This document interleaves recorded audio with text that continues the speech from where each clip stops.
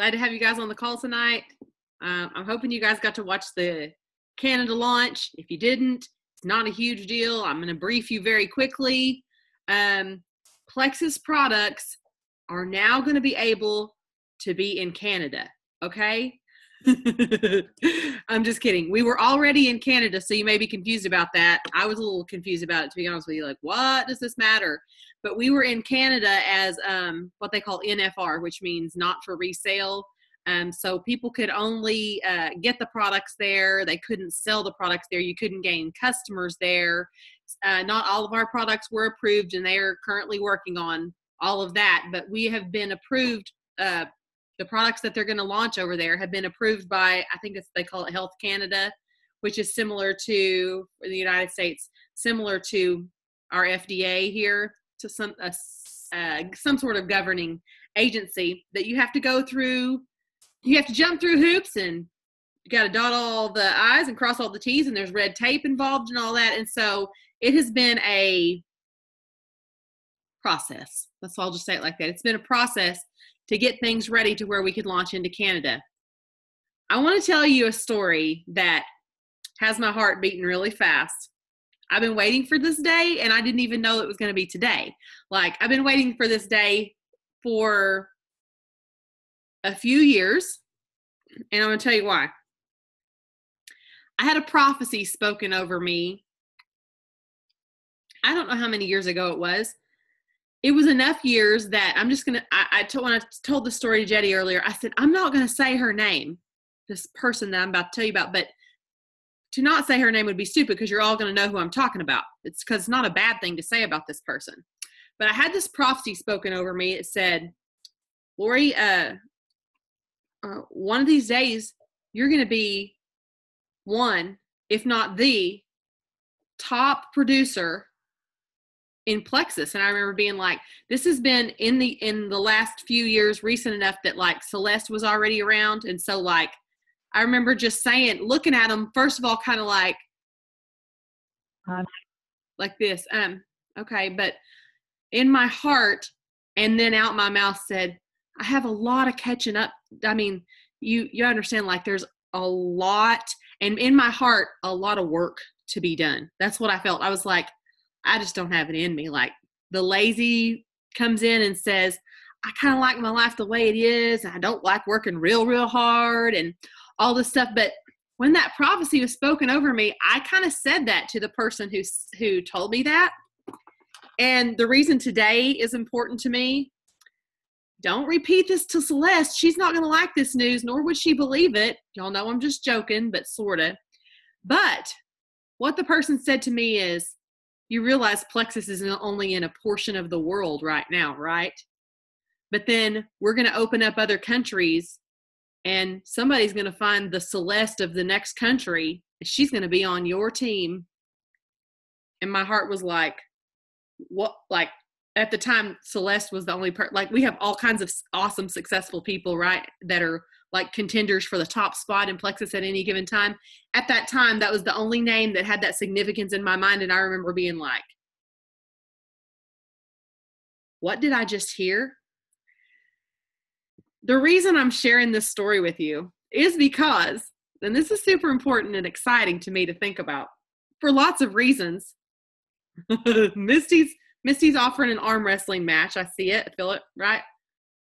Hey, maybe there's like a Brooke Hemingway out there. You know what I'm saying? Like, I won't fight you. I'll fight you for either one of those, right? You know what I'm saying? I'm just joking. Here's the thing. Multiple times since they said that they were going to launch Canada, I have heard people saying things like, I don't know anybody in Canada. Lots of people have said that to me. This will be awesome, I guess. They don't get the relevance of it. But here's the thing. I don't either. But one of you do. One of you that's on my team. Sorry, Misty. One of you that's on my team know someone in Canada who's going to like kick this thing into gear and make that prophecy come true. And I'm wondering, literally, I just wanted to take like, is there a Price is Right game that we could play that says, which person is it? Which person is it? And if, yeah, even if, somebody that you know. That's what I'm here saying. I don't know anybody in Canada, but I'm going to.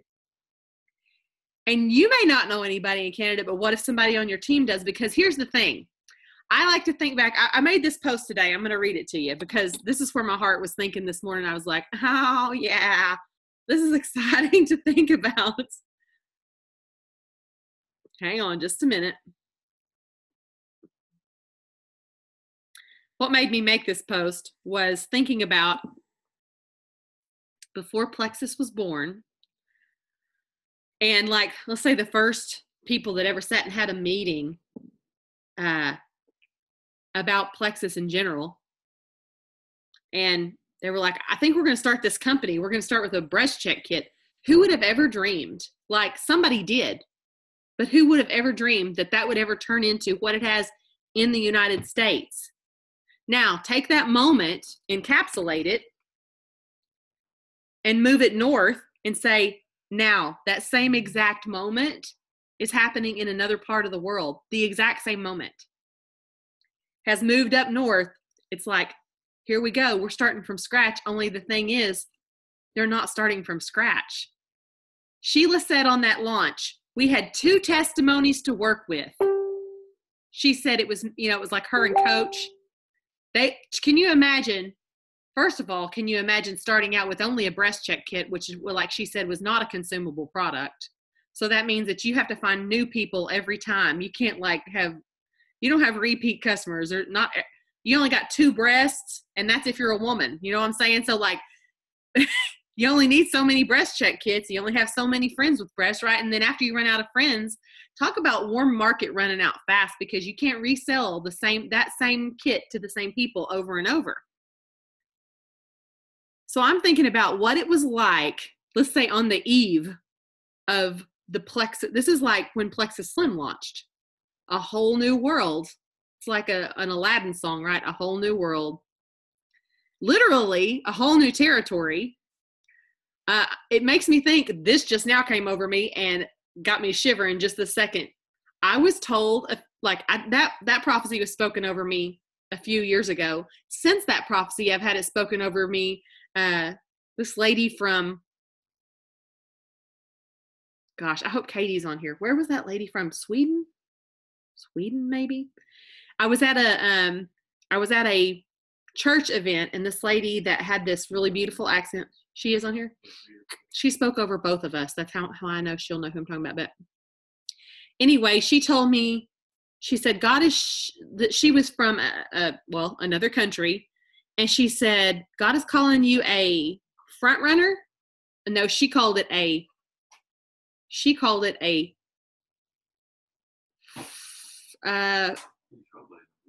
it wasn't trailblazer. It was front runner. Does that mean anything to you? She said, and I was like, yeah, kind of like, yeah, in my company, I could see it. And she said, he says, spread your tent curtains wide. You're about to take new territory. And I remember being like, what does that mean? And then she told me, he wants you to read the last few scriptures, or the last few, whatever, the numbers of Isaiah, the one that's about the tent curtains, 54, 61. I get those mixed up. I get the numbers mixed up. And it talks about in that she said, I want you to prophesy that over your life. In it, it actually talks that God's going to build your city with jewels, rubies and emeralds. And like, this woman doesn't know me. She's like, rubies and emeralds and sapphires. And I remember as I was reading it, I sat down after this woman spoke this over me, and I read it, and I was like, oh my gosh. Did you know that if you hear a prophecy spoken, that you can claim it for yourself? The Lord will lay it on your heart sometimes. He's like, yeah, claim that for yourself. You believe that for yourself? I think we should spread our tent curtains wide. As a team, as my collective team, anybody who falls under the umbrella, right? Here's what I said. I remember after Jetty became a board member for our company, a classmate of mine mumbled, this was at my class reunion. The class reunion happened just moments, literally, after he became a board member. It was announced, and it was a Facebook news. And he said, a classmate of mine mumbled in a somewhat smirky tone, something about, hey, congratulate Jetty on his national title. being a, you know what. I looked at him super serious, and without blinking, I said, "You mean worldwide title, right?"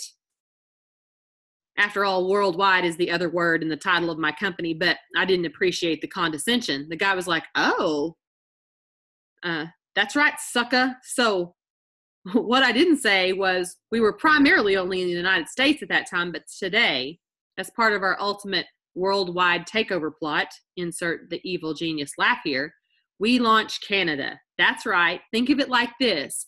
Before our company was even a twinkle in someone's eye, right before we even opened up in the good old USA, I wonder what people thought. Could anyone have ever dreamed that we would sweep across the US in such a fashion? Lives completely changed. Health, finances, completely. And now it's like we get to spread all across Canada too.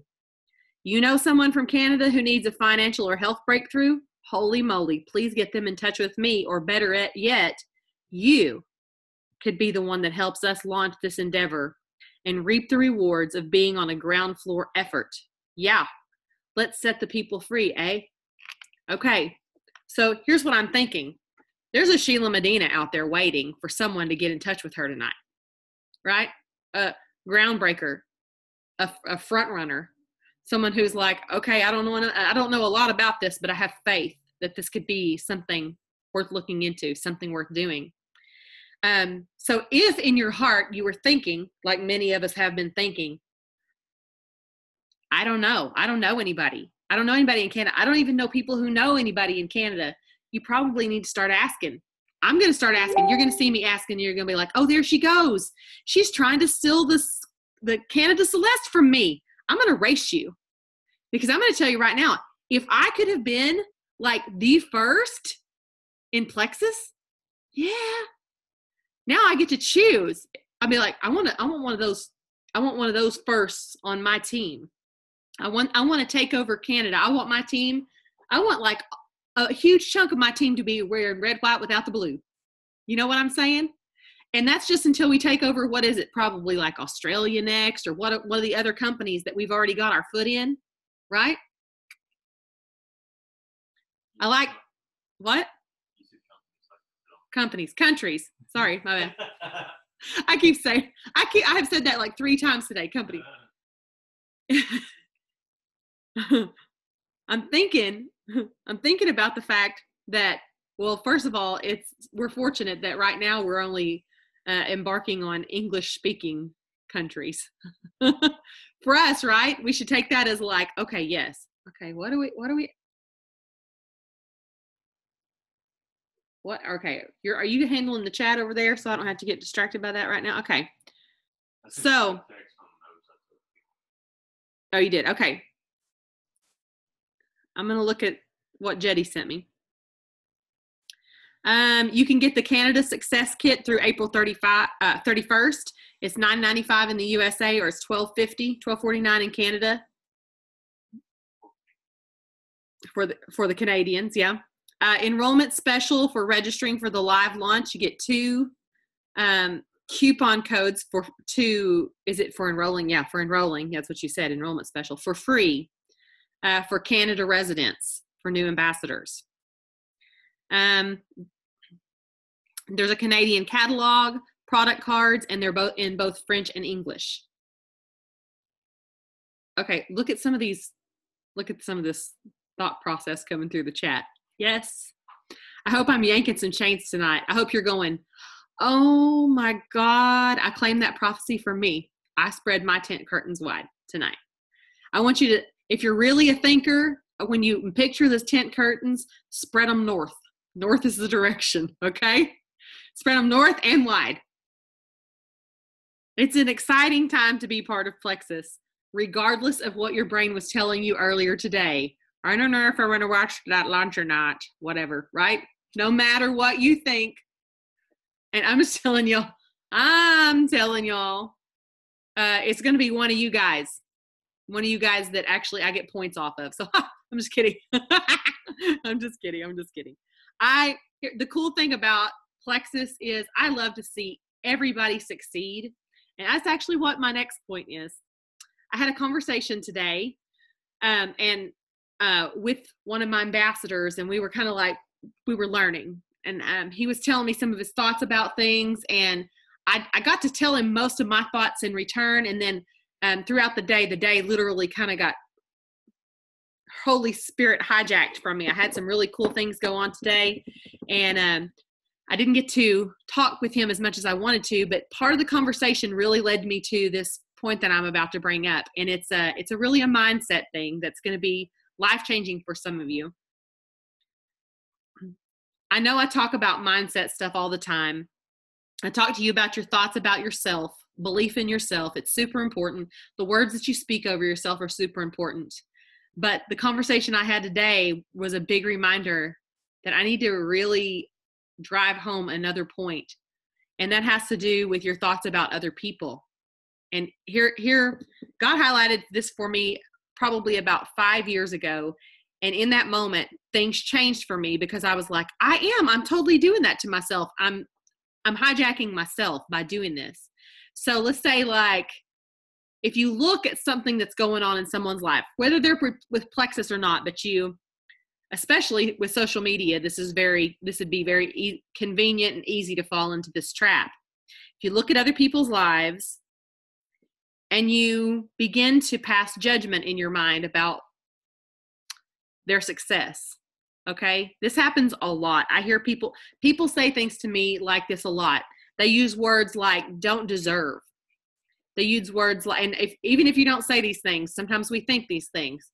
Gosh, another one is, I have family members who have said this about me. They don't know anything about me, truthfully. It's sad that some of you that are on this call tonight actually probably know the inner depths of me better than these family members.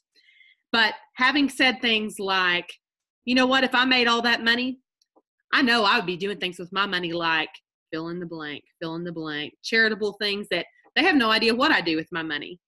Some of you do. Some of you know what I do with my money. Some of you know that on a very personal level. But I don't go around talking about what I do with my excess money, my extra money. I don't think it's anybody's business. Even if I was blowing it on, like the crane game at El Chico, I don't think that's anybody's business. That's not what I do with my money. Somebody likes the crane game. But I'm saying, like, because of the fact, that's actually the honest truth, because of the fact that I don't go around talking about charitable endeavors, little unctions that God tells me to PayPal someone, those kind of things. I don't talk about that kind of thing because I don't think it's anybody's business. I do what God tells me to do with my money. And when someone puts a judgment on me, here's what God showed me. It's a judgment on them. It has nothing to do with me because, first of all, it's not even accurate. They don't even know what they're talking about. And usually it has more to do with their heart than mine. They think that they know what they would do with the money, but really what they like to do is judge. And if you are in that place, I've been there, so I can speak to this fully because I've been on both sides of this coin. If you're in that place where you look at others and you think, don't deserve, I would do better, the haughty place that they're in, or the haughty place that you think that they are in and the things that they're doing, and you put judgment on it, when you judge people's success, the likelihood that God is going to put someone successful in your path as a teammate is slim to none. You're not going to draw other successful people to you. You're not going to, if you look at what someone successful in this business is doing and you're like, well, I'm going to tell you right now, that's not the way I would do that. And I'm going to tell you right now too, like, here I am over here struggling and suffering and ain't nobody offering me any help. If you have like you were in my situation, you have a family member who is like that. All I know is that's victim mentality, and the heart's magnet. You guys have heard me talk about this. Heart's magnet is drawing in more opportunities for you to be in a different place in your heart. He's given you another opportunity for you to change your tune. As my mom used to say, you better change your tune. My mom said that to me all the time when I was a kid. I'm going to tell you right now, you better change your tune. Well, that's what I'm saying to you guys tonight. God will give you ample opportunities to change your tune about judgment of others. Now, Christia typed in the chat there, mirrors. It's funny because I had written that down. I accidentally I did something to my phone and now I have a code on it. I have to open it every time and I don't know how to get the code off of it where I can just open my phone. Okay, Jetty says it's going to fix it for me. Here's what I wrote down about mirrors. Now there's this concept that I learned a few years ago. And when I learned it, I was like, that's a little hokey. I'm not sure that applies. But the more I listened to it, I was like, I bet that does apply. And it was the concept that we have, like, at any given time, you could have one of 7 mirrors working in your life. Now, these mirrors are there to teach you, mold you, make you, change you, shape you. The word mirror can be a little confusing because when you think of mirror, you think you're looking at yourself. In that case, you can be. Sometimes you can be looking at a version of yourself. Have you ever been around someone that just annoys the fire out of you and you realize at some point that they annoy you because they're a lot like you?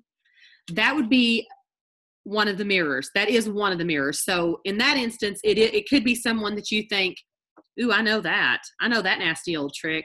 That's one of my tricks. Like, ooh, I know what they're doing right there because, well, the only reason you would really know that is because it's the way you operate, right? So sometimes God will put someone in your path to mirror a behavior that probably needs a little tweaking. I taught about this last Saturday, and one of the main ones I left out, and I was thinking, I can't believe I forgot. This was not it. This one, an older version of you. Sometimes God will put in your path a mirror of an older version of you, like from the past, just to show you how much you've grown. So, for example, if you used to be someone who operated in manipulation and you've outgrown that, or you used to operate out of fear, or you used to be kind of a bully, and later he puts someone in your path and it makes your stomach all twist up. You're like, ooh, God. Well, that's a chance for you to learn, right? And also to be grateful. It's a huge chance for you to be grateful for the work that God has done in your life. This is the one I forgot, which is what we talked about earlier. That which you judge. Sometimes God will put something in your life that it's not an old version of you. It's not a new version of you. It's a polar opposite of all your belief system. And you have an aversion to it, and you just look at it and you're like, you know what? They this and they that. And you're judging and judging and judging. And as he puts that version in front of you, it's to teach you not to what? Judge. Something that was said, what was it? Oh, yes, the person I was talking to today, he made this super smart statement. He said, yes, there used to be someone that I used to have this kind of like gritty feeling about their success. He said, but then I noticed he moved, and then the successful person moved, and then a tragedy happened to his home. And I realized in that moment that I was being taught something. This is not quite the way he said it, but this is what he was saying. He was being told in that moment that which he judged, he didn't know the whole story of. That's frequently the case. We judge something based on a snippet of the story, and Facebook makes it way worse because you only ever are looking at, how they say there's always 3 stories. There's his story, her story, and then there's the truth or whatever, But Facebook is way worse because Facebook at any given time is lying to you, because just the other day, someone was telling me how messy their house is at any given time. She's like, if I could just get my act together, my house is always a mess. And all I could think, and even Jetty heard this person saying this to me on a voice message, and he said, I don't think she's telling you the truth there. Her house is immaculate. I said, no. Her Facebook house is immaculate. Do you understand what I'm saying? Like, do you ever show your messy room? I mean, unless you're making a joke. You don't go and say, let's find the most disgusting part of my house and show it on Facebook. No, never. You only show, why do you think it's dark behind me? There's a huge, huge fat mess behind me. Huge. Big, big, big mess. I'm not showing that. You guys would be so distracted. And anytime that you're looking at other people's situations, I can promise you, you may not be seeing their sick kid at home. I'm going to tell a story that I told on Saturday about when I was a photographer. I had this thing going on where in the beginning, I didn't think much of myself as a photographer. I was just like learning the ropes, and I had looked at other photographers' work, and I had seen good ideas. I'm talking about local photographers. I had seen good ideas, good locations. And so I would take, people that was taking their picture, I would take them and maybe put them in front of the big red door at the Episcopal Church. Has this big black hardware on this door, real classic looking senior pictures. And I was actually kind of copying work of big time photographers in this town. I wasn't thinking much of it because I didn't think much of myself. And I thought they won't even ever know. I mean, they'll never pay attention to the fact that I copied them. They won't think anything of it. And I was thinking nothing of it. In fact, I had all the I had justified it in my head that it was okay to do that. Well, some time passed by. I won this photography competition that was an international photography competition. I got to go to New York. For 5 days, I learned from famous photographers. Each day it was a different photographer. They took my family and did the tourism treatment, and I learned so much that I came back and I was completely changed. And overnight, my business went from the girl who just, didn't feel so much confidence in herself and didn't really understand how to work a camera that well to like, I came home and I was taking pictures that could be put in a magazine. Cause I really honed my trait after I got home and applied what I had learned. And so literally it felt like overnight, everything changed. And in that same season, a mirror showed up. It was disguised as a local girl who just had a camera here's the example. I had taken this good-looking redheaded guy over to this graffiti wall that I thought no one would ever be able to find. And I posed him in just such a way with his arm out just in such a way. And he had this little smirk on his face, and I took his picture, and it was a really cool picture. And it wasn't a month later, I'm scrolling through Facebook and I see what I think is that picture. It's a redheaded guy in front of that same wall with his hand in the exact same place and a smirk on his face. And it's a thumbnail. And I'm like, why is she posting my picture? And I click on it. It's not my picture. Different redheaded guy, same wall, basic copy of my work. And I think the word infuriated would be a mild tone, like a mild. Jetty was like, calm down. I'm like, no, I cannot believe the nerve. And I'm going to tell you, at that time in that girl's life, she was very much like I was prior to my New York experience, a girl with a camera who was making her way. But I will tell you, like, not only did I lose my mind for one day, I began to cyber stalk the girl, her Facebook page, and look at all of her work and compare it and be like, what is she thinking? And talk all this nasty trash. I grew up with the girl, totally sweet girl, had no business talking trash. But what was happening, first of all, that was a huge learning experience, because I want to tell you that particular experience, it continued in my life for, I don't know, 2 years maybe. The copying, the replicate. Huh? And I learned to what? Oh, my husband is over there. He says, until you learned how to embrace it.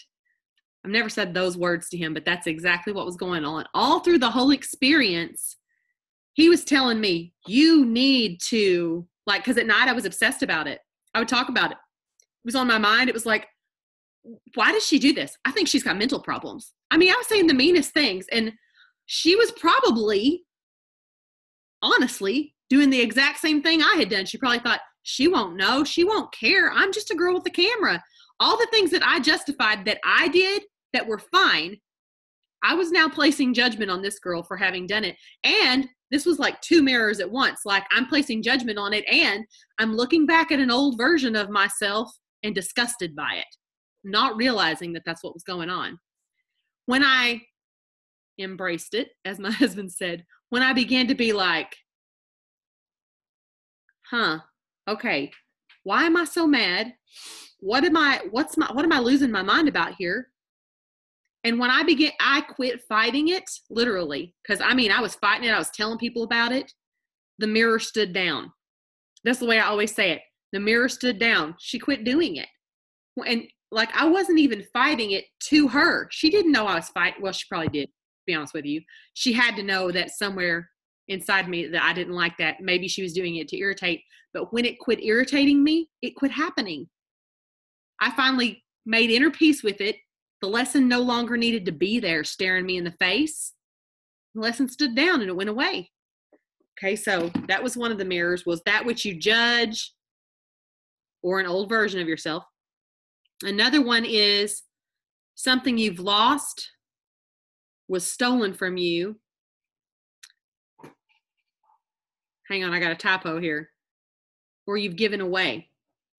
So in that example, you might see a trait in someone that it used to be a version of yourself that's actually a less educated version of yourself, but also someone who has wide-eyed wonder. Like, have you ever like go to school, go to college or something, and you learn the ins and outs of how things work, and then after you do that, let's say you look back on the situations, you can never see it the way you used to see it.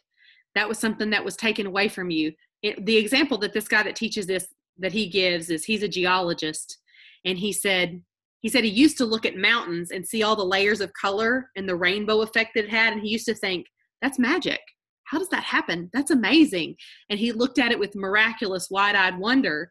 And then he went to school and he learned that it's just chemical compounds in the dirt, and it lost its magic to him. And so that was something that was stolen from him. Actually, the miracle aspect of it. Like, it was like, well, I learned how God did that, and it wasn't as miraculous anymore. He just used chemical compounds, right? It doesn't make any sense that you lose that, but you understand what I'm saying. Sometimes God will put someone in front of you, a mirror, to reflect something to you, like a youthful wonder, some sort of youthful perspective of looking at things, and it'll just give you that sense of feeling. He said, actually, often when God puts someone like that in your path, you'll start feeling like you're in love with them. He said very often, love affair type relationships happen when God puts someone in your path that you go, oh my gosh, you're mesmerized with their wide-eyed wonder about the world and the way that they look at things, and how they can just be so like sweet and naive or whatever. And you fall in love with actually an old version of yourself, or like the innocence that you were before you lost your wonder. He said when he's in a situation like that where he's feeling these kind of like amorous feelings, he said, I always pause and say, Lord, is this a mirror? Is this just someone you've put in my path to remind me what it was like to be like a child, to come and sit in your lap with wide-eyed wonder about things? So, yes, Rosie, I know. Look what she said. Rosie said, copying someone could be considered a form of a compliment too. I don't know how many times Jetty told me that. He was like, it's flattery, babe. She just trying to do work like you. At that time, it did not matter. I did not care. Anyway. So, your thoughts about people. I think the big one I'm supposed to highlight here tonight is, especially since we're launching in a new country, is and there's this world of possibility that's now at our fingertips. Your thoughts and your judgment that you place on other people and why they're successful and what they do with their success. And I have been guilty of this in the past. I have family members who were successful long before I was, and I remember being like, God, I think I'd take care of such and such better if I had all that money. You know, I think my kid wouldn't be living in squalor like their kid is. Who knows why that's going on? Could be tough love. Could be, there's no telling. The possibilities are endless. But by putting my judgment on it, I basically am repelling it from being in my life. You guys understand what I'm saying? Are you picking up what I'm putting down?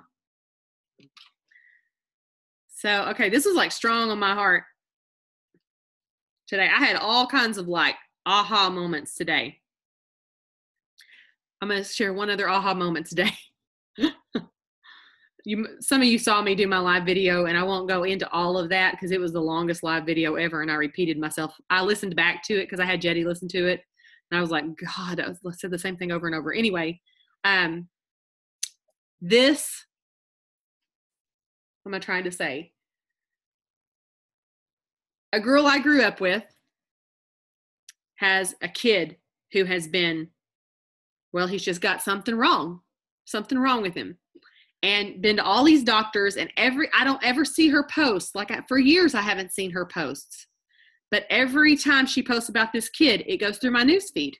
I got to even wondering one day, is it a word that she types? Like maybe even his name is causing me to see it every time. Like what is it that's causing me to see it every time? Because literally it was eating at me, because it's this rare form of something in his lungs that has to do with agriculture. And I was like, oh, the first time I read it, something going on. She said, there's something going on in his lungs. Can't get him well. And all I could think was, yeah, that was what happened with my brother, only his was in his nose, like fungal infection, nasal polyps type stuff. And so I messaged her. I said, hey, so-and-so, this was weeks ago. I don't really know how to say this to you, but blah, blah, blah. But I was just wondering, because her brother used to be a Plexus ambassador. So I was like, I was wondering if you've considered trying, since I think what he's dealing with may be a fungal problem. Have you considered trying the ProBio 5? It's only $30. This is after they had been a total, this year had already spent 28 days in the hospital off and on. I'm thinking $30 is a drop in the bucket, right? I mean, nothing. And she's like, oh, okay, thank you for messaging me. I'm going to look into that. Okay, so I leave it alone. A few days later, he's back in the hospital. Messages. I mean, like, here it is. I'm seeing it in my newsfeed, not messages. I've seen it in my newsfeed, and I'm like, okay, so I look back and I to remind myself where we left things. Okay, she said she was going to look into it. Later, she tells all about what happened at the hospital. She's super frustrated. They didn't go down the way she thought. They're going to put him on these medications. Hopefully, he's going to get well. A few days later, he's back in the hospital again. And this time, I'm like, okay, I can't continue to watch this. This is hurting me because I grew up with this girl. Her mom was one of my teachers. And so I'm going to stick her brother on her. That's what I'm going to do. He used to be a Plexus ambassador. He still believes in the products, all this stuff. So I get on the horn with him, and I'm like, hey, listen, I think what's going on with your nephew there, I think it might be fungal, and da-da-da-da-da-da. We go back and forth, and he's like, okay, I'm going to tell her. I think you might be right about this. And I'm like, I promise, I think I'm right. I didn't say I promise I'm right. I felt like I was right. Well, this has gone on for a few months now. With me, I'm putting the pressure on him because I felt pressure. Does that make sense? I'm putting on the pressure on him. And today, after I'd put the pressure on him last night, here's what happened to me last night. I type in, she posted a post yesterday with this weird looking diagnosis I'd never heard of. And I'm like, I don't know what that is. I Google it and I get in the bathtub. Sitting in the bathtub, I had been watching a video. I watched the rest of that video, get out of the bathtub, and I clicked back over to where my Google search had been. And I was like, oh yeah. And when I looked down, it doesn't say what it had said. Now it's an article about nasal polyps. Hand to God, this happened. I had typed in 3 words or 2 or 3 words that were his diagnosis. I had apparently hit a link and it had pulled up an article about nasal polyps. Well, nasal polyps are like a red flag to me. I mean, like, you couldn't say anything that would scare me more. I do believe with all my heart that's what my brother ultimately was connected to why he died. It's because of his struggle with a fungal infection that had to do with nasal polyps. So in my heart, I just looked down and saw the word nasal polyps, and I'm like, oh my God, what did I click? So I go back to where just the Googles were, the Google bar is, And I'm looking down trying to find the purple line that, where you click it, it turns purple. You know what I'm talking about? Like it's a bunch of blue hyperlinks, but whichever one I clicked would be purple. So I see it, I click it, it doesn't show nasal polyps anymore. It's something else. So I'm like, I keep going back. What was the, what article was I on? Which one of these websites was it? I can't find it. So I'm like, well, I don't really need to see it. I mean, that's the scariest word. You might as well say the C word in front of me. I'm just going to say super scary. So I messaged the brother again last night and I say, look, I want you to ask your sister if by chance that thing that he was diagnosed with has anything to do with nasal polyps, because I knew nasal polyps would be a red flag for him too, because he's heard me tell my story lots. And he gives me the little face, like the emoji face. Like, why did you ask that? Okay, I will, he says. Half the day goes by and I'm talking to God about it. And I'm like, I just don't think he's going to do it. And he goes, I didn't give that job to him. God says that plainly to me. I didn't give that job to him. Okay. Plain as day. I break out in a cold sweat. I go over and I look on her Facebook wall and I see, well, they went to get this scan done today.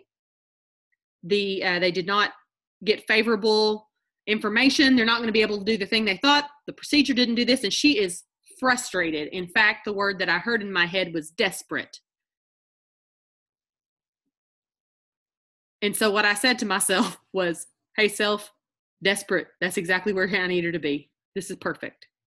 So I say in the comments, rather than private messaging her, I say, hey, so-and-so, if I mail you a bottle of ProBio 5, would you then be willing to give it a shot?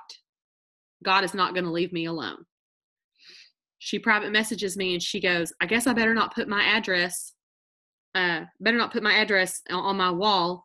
She's like, man, God has perfect timing. He knew exactly basically the place that she is in her mind today, the desperation. And I was like, finally, right? Okay. This was going on. Like, this is what what was going on in my world today. I get on Facebook and I do a whole live about when you're dealing with me, you're dealing with all of that. Like, it's a big package of stuff, right? And it has nothing to do with cold messaging people. And I think I'm just going to prophesy and say that there's a whole bunch of you that watch my Zooms that are like that, where God puts something on your heart and he won't leave you alone. And that person is messaging me right now. He won't leave you alone about it.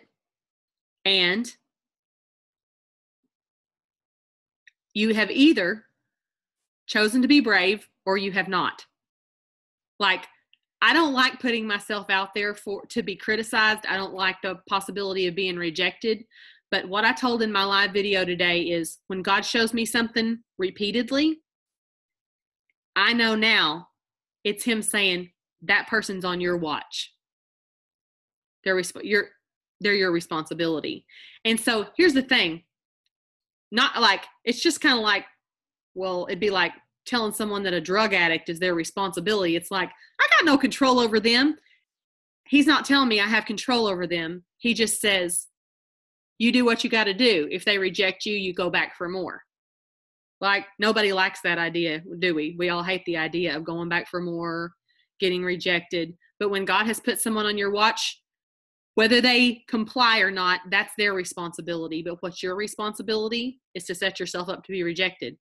If you don't feel like that, then it's not your responsibility. God maybe didn't put them on your watch, but sometimes you know, don't you? A lot of you that are on here tonight, sometimes you know. You look at what you're reading, it gives you this tingly or a sensation of something, or you get hot, or you can't quit thinking about it, and there's something. And God is like, okay. That's God's way of going, hey, guess what? You may be the only person that could save them. That's deep, isn't it? Yeah. Whew, I hope another Plexus ambassador gets to her because I'm way too scared. And I hope they get to her before her kid is like, bad shape. I don't like that feeling at all. Like, I don't like it at all. That's what I did my video about today. I was like, well, okay, so this family has been part of my family. Like, my mom grew up with this girl's mom. They went to school together all the way through school, like all the way through school. This lady, her mom was my 6th grade teacher. I grew up with her son, this girl's brother, the teacher's son, and this girl was a couple of years younger than me, and we have been around each other in the same community my whole life. She has ample opportunity to literally kick me in the teeth with rejection. Of being like, it could be, you know, she's a sweet girl, so she's not going to say something like, don't sell me your snake oil. That's not what she's going to say. But the rejection comes in the form of opening a message and then not responding. That's rejection too, isn't it? You think, dang it, she doesn't understand my heart. That's not your problem. It's not your responsibility. I'm really encouraging you guys, because now this is making me think of how Francesca was telling us to get in new groups and make new friends. Remember the Zoom we did 2 or 3 weeks ago where she was like, make new friends. God's going to be putting responsibility on some of you guys. And I'm going to tell you something. The only reason my business is successful as it is, the only reason, and I know this with all my heart, is because of stuff like this. Because nothing else gives me the papa. Like, I would rather just take pictures than cold message people. I'm just telling you right now.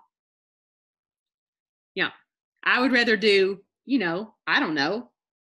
In the state of Oklahoma, apparently you don't want to be a teacher right now, so I don't want to do that. I'm just joking. They don't get paid enough, so nobody really wants to be a teacher. But I'm saying, like, there are lots of things in my heart, if something wasn't plucking at me. After a while, though, if you're in that place and you're like, I haven't done enough of that, and I don't want to, she's making me feel guilty. Okay, good. Okay, I got you where I want you. But after you've done it a few times and you get a few successes, and I'm not talking about business successes, I'm talking about, Lori, I can't even freaking believe the doctors couldn't get my kid well and your $30 product did it. We owe our life to you. We got our life back because of you. It only takes one of those out of all your 10 rejections for you to be like, oh, like brand new again. You'd be like, I can go in there for more rejection, because that's something you can't buy. There's no place, there's not a store for that. I tell Jetty that all the time. I'll read something. I'll say, listen to this. And then I'll be like, in my heart, I'm like, there's not a store for that. You can't buy that. You can't buy that kind of feeling. I'm sweating, y'all. Big time sweating. I know I'm putting it on hard tonight, but I'm just feeling it. I hope you guys watched Bob. Do you say Heilig? Is that how he says it? That's how I thought he said it, but I heard somebody say something else different today, and I got confused. I hope you watched that. If you didn't, that could be extraordinarily changing for your business. I'm sure it's probably still on Michelle Thomas's Facebook wall, probably. If it's not, let me know, but I think it is, okay?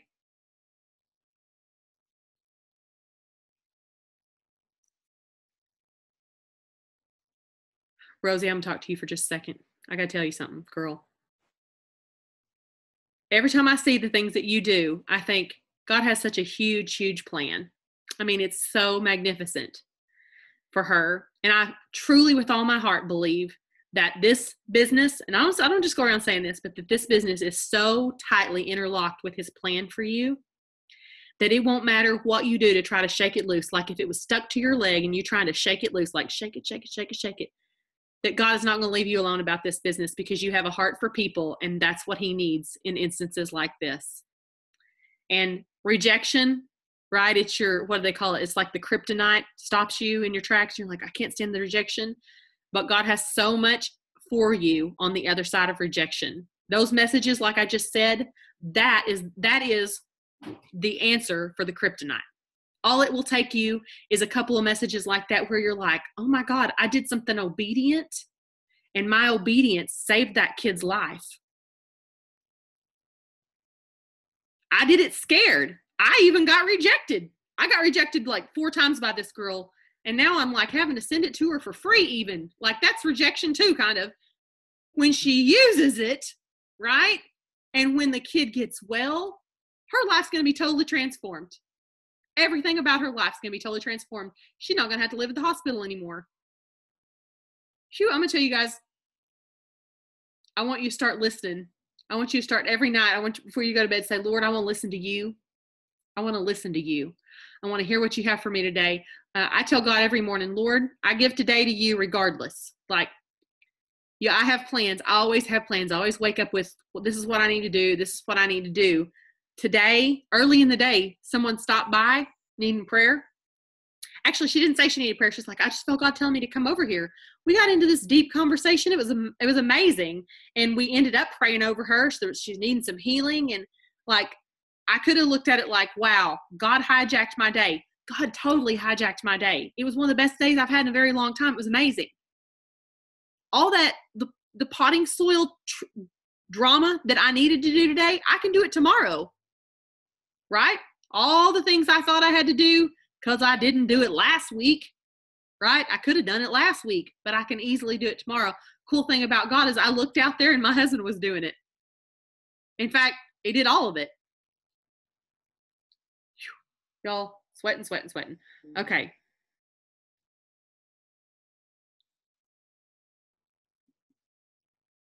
Okay. I'm going to pray over us.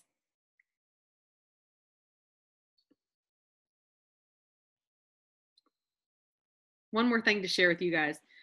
A lot of you got to witness me doing something super scary the other night when I did that live, that healing on my Facebook wall. I'd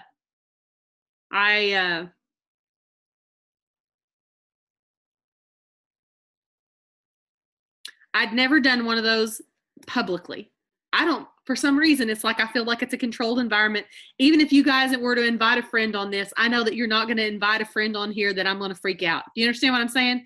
The thought of freaking somebody out hardly ever crosses my mind on Wednesday nights because I kind of know who's on here, roughly, especially if I can see your faces.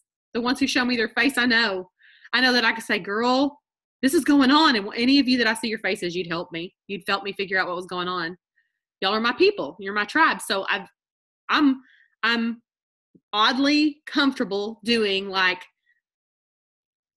prayer healing work inside my controlled, confined space. The other night, God was like, we're going to do this live.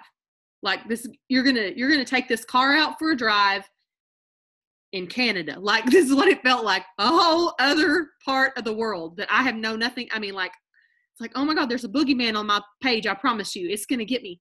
And also, the guy who made fun of Jetty and called it a national title, he could totally be on that live. And he doesn't believe in God. And all these other things, like all this stuff is like rising up in me. And he's like, do it anyway. Okay. So I know that the ones of you who saw it, you had to have noticed because even people have commented to me, I could tell how nervous you were. I was scared. Do you even understand what I'm about to say to you? Do you know how many people got healed that night? I still haven't read all the messages. I didn't have time to. I told you God hijacked my day again today. I haven't read all the messages, all the ones that I've read. People that I don't know, get this. People that I don't know, and someone just shared the live while it was going on, and other people saw it. People I don't know got healed that night. If you'd have told me 2 years ago, probably even a year ago, that someone could get healed over the computer, I know it has nothing to do with me, but you understand what I'm saying? Like in your mind, you think, well, I have to go to the healing service. I can't watch it on TV or I can't whatever because it feels like you're disconnected, right? Well, I'd have to be there. Certainly nobody can like say, oh, look, Katie said her sister's friend got healed. That's one of the stories I heard. That yes. Do you know what was wrong, Katie? Was it a back? Was it her back? I can't remember. Okay, regardless, that doesn't matter. But I'm going to tell you what. My scary place, this super scary place of wondering if people were going to judge me completely has changed for me in my mind, because I even had someone message me and tell me that these super awful shoulder pains that she's had for 12 years, super awful. She said it was migraine level pain when it would kick in. It was shoulder. When it would get really bad, it'd be shoulder, jaw, neck, back of her head, I think she said, and down her arm or her back. I'm not sure. And she said anxiety always made it way worse. She said since yesterday, that when it happened, which it was, she was saying it was yesterday, but 2 days ago or whenever it was, she said, when that happened, when God healed me watching your Zoom, she said, since then, the anxiety has gotten worse because the situation she's in right now, currently. She said it got worse, but the pain is completely gone. Like there's no pain. And she said also there was pain connected. She said her pelvis has been twisted. Her pelvis has been like tilted, and it makes her walk funny. And because of the walking funny, she has pain all down her back, her legs. And she said, I woke up the next morning and all my pelvic pain was gone. And she said the pelvic pain was causing intimacy problems. Painful. And she said, this is the first time I've felt hope in years in regards to like her intimacy. Is that not? Okay. She's bawling her eyes out while she's sending me these voice messages. And all I'm thinking is, I tried to argue with God about that. I did. I argued with him all day about that. I hope you guys don't think I'm bragging about myself. I'm really trying to encourage you because if you could have seen me when I was doing that, it was nothing to brag about. If you could have like been here with me while I was doing it, you'd have been like mopping the sweat out from under you'd have been a good friend, right? You'd have said, girl, let me get you some wipes. You're in a bad place, right? It was super scary. Everything about it looked scary. Nothing looked glorious. Nothing looked smooth. It was just like when I reach out to people. Nothing looked polished. It's just like when I do a Zoom with you guys and there's all this junk behind me and it doesn't look polished and professional. It doesn't need to. God has sent me a team full of people like myself, like what I'm describing right now. The people that are in my tribe, you're all connected to this and you're all drawn to this because you're like, okay, I want to feel that way. I want to get a message like that. This is where my heart is. I connect to this. I'm not being able to stay caught up in the chat. I will catch up in the chat. Okay. Well, there's a few private messages that you can't see over there.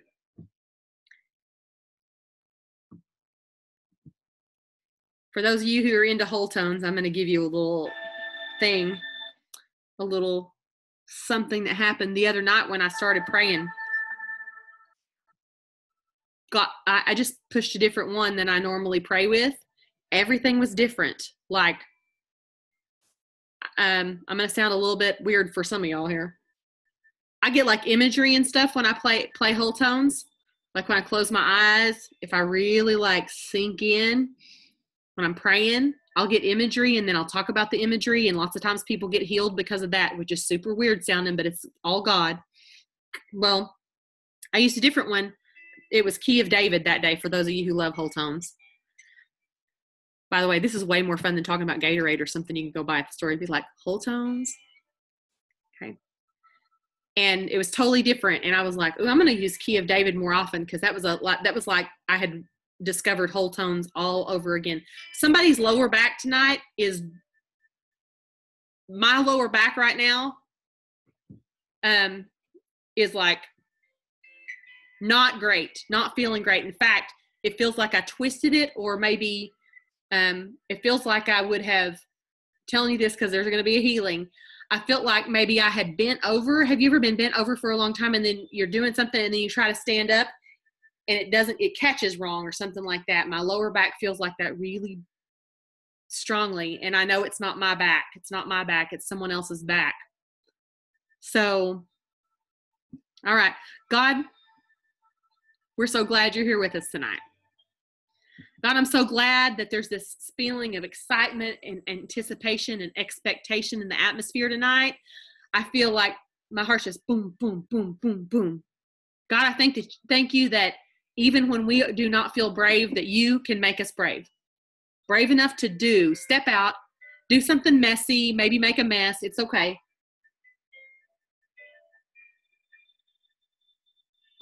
God, I thank you that you have put so many people on my team that have a heart for you. So many people that have a heart for worship.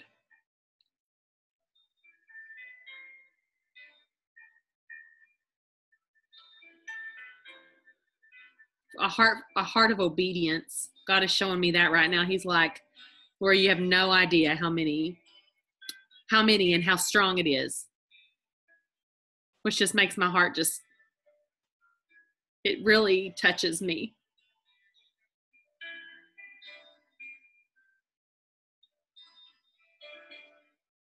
God, that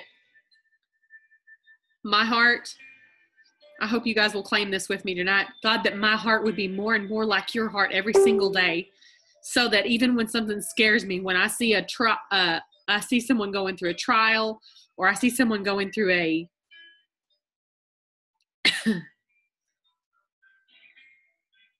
crisis of some sort, if it's something that I can offer it to help in any way, that I'm not going to let my fear stop me.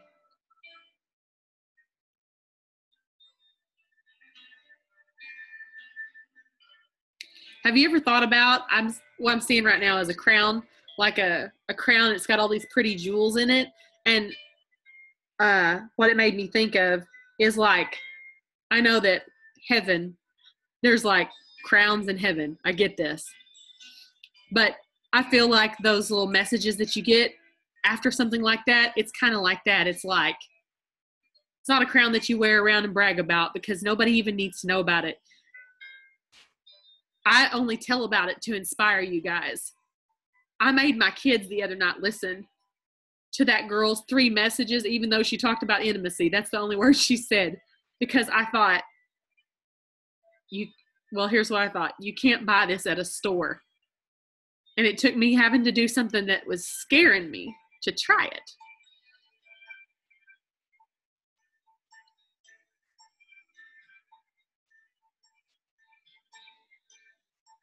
Whoever's back is hurting you, put your hand on your back. I feel it. It's in the middle of my lower back, but it really feels like it's actually sitting on both sides, if that makes sense. Like where, I don't know what that's called there. But whoever it is, please put your hand on your back, because my back is hurting. And it's not my back, I know that, so I'm not claiming that for myself.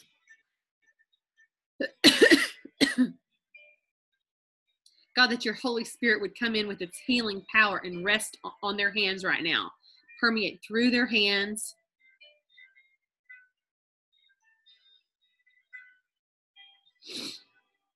I'm also hearing liver. I've never heard liver before, I don't think. Liver. Somebody got a liver problem. I'm going to speak to it right now. You should speak to it. Command it to line up.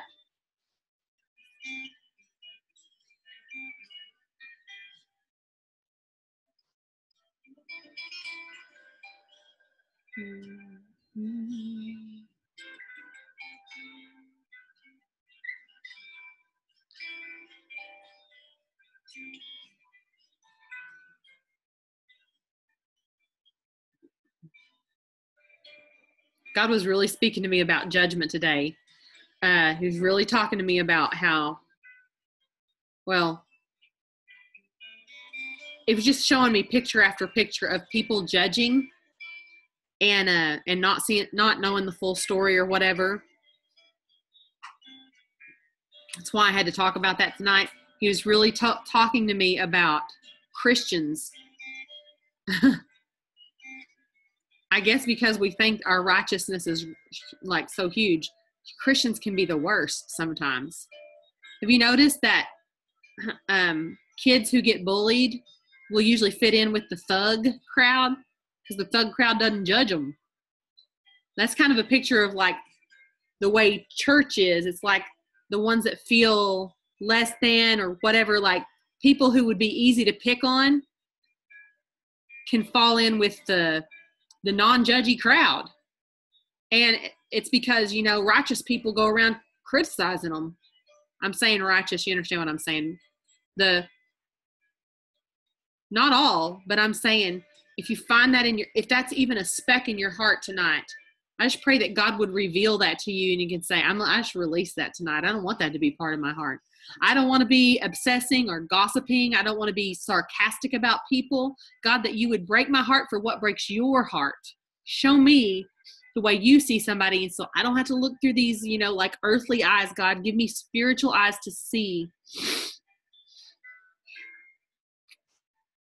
the way you see people.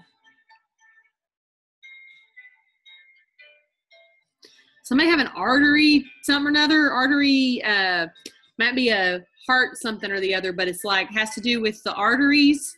God is just speaking about that right now. Arterial, I don't know what that, I honestly, if I'm being honest with you, I don't know enough about arteries and veins and all that stuff. So I'm just going to say the,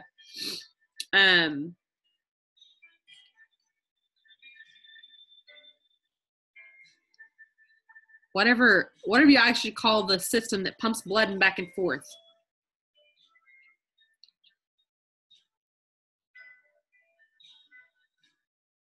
It may be someone that lives with you. It may not be you. I'm not sure.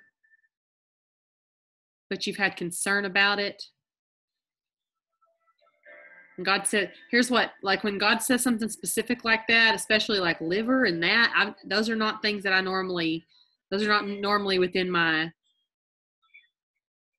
what he shows me. So, I used to be all confused about when I would see something like this go on. I didn't understand how it works. So it's like, God says, I see you. It's his way of saying, I see you. I know who you are. I know what's going on in your life. There may be some sort of seed of something that God's trying to clean out. I'm talking physically, but also spiritually. There may be something that God is like, I want to walk with you. I want to walk through this unforgiveness thing that you have going on. I want to walk through this bitterness thing that you have going, this judgment or this criticism thing that you have going on. I want to walk you through that. Hold my hand. Let me take you. Let me walk you through that so you can let that burden be mine, not yours.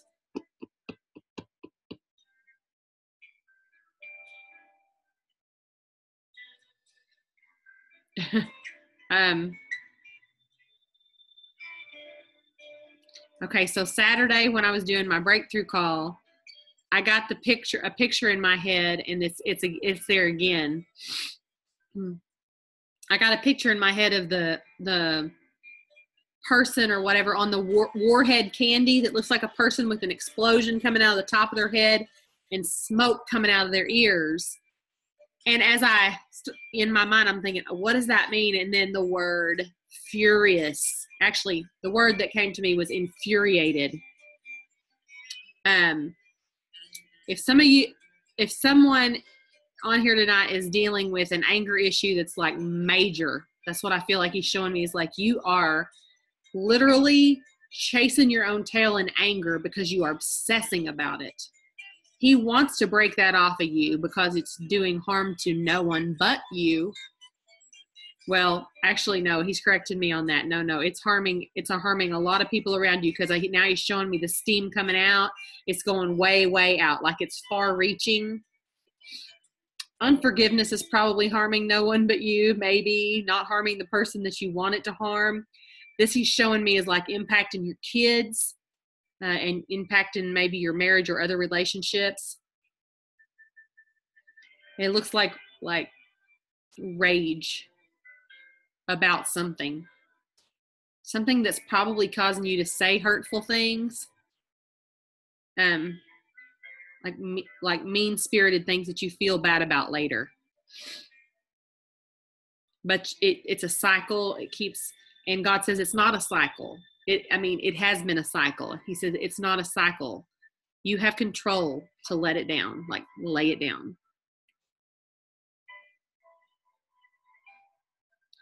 He's showing me like pulling hair out. I was like, aggravated about something, really aggravated.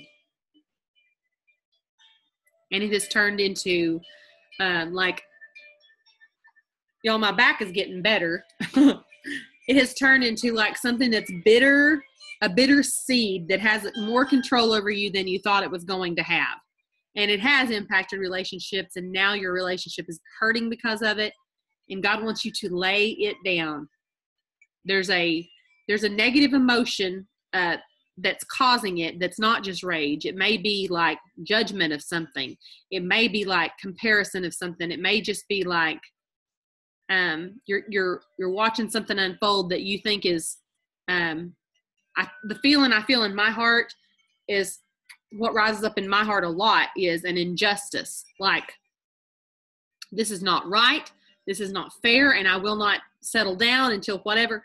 And God is saying, that is fine, that, you know, that you can see it as an injustice, but it is something you're going to have to turn over to me, because your raging is not doing anything good.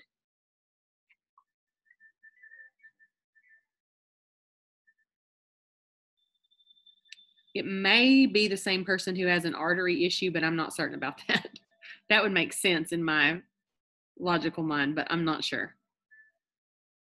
That could be two separate people. God, shine your light down on us tonight in a way that we just feel.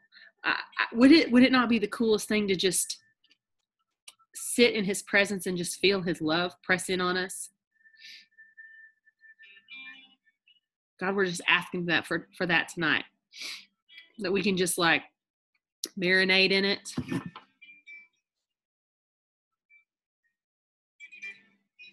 Just breathe in and breathe out. Release.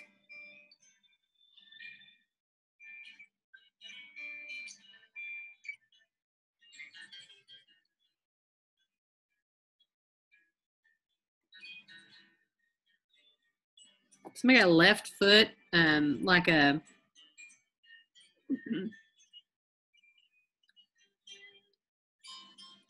I'm not sure, a left foot. I don't think it's broken or anything. It just hurts. Put your hand on it. Speak to it. Command the pain and inflammation to go.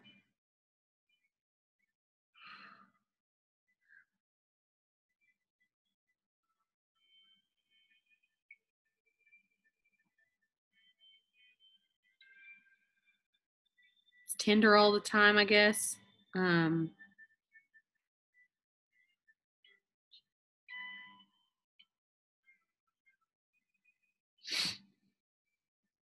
and inflammation, you must go now in the name of Jesus.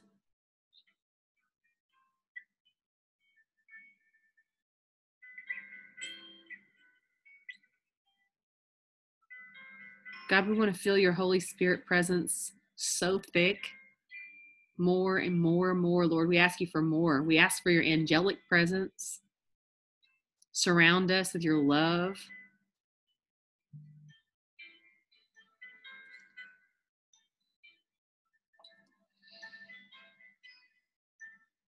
I just want to soak in it. Just feel more and more of your presence, Lord. I want to hear your voice even more.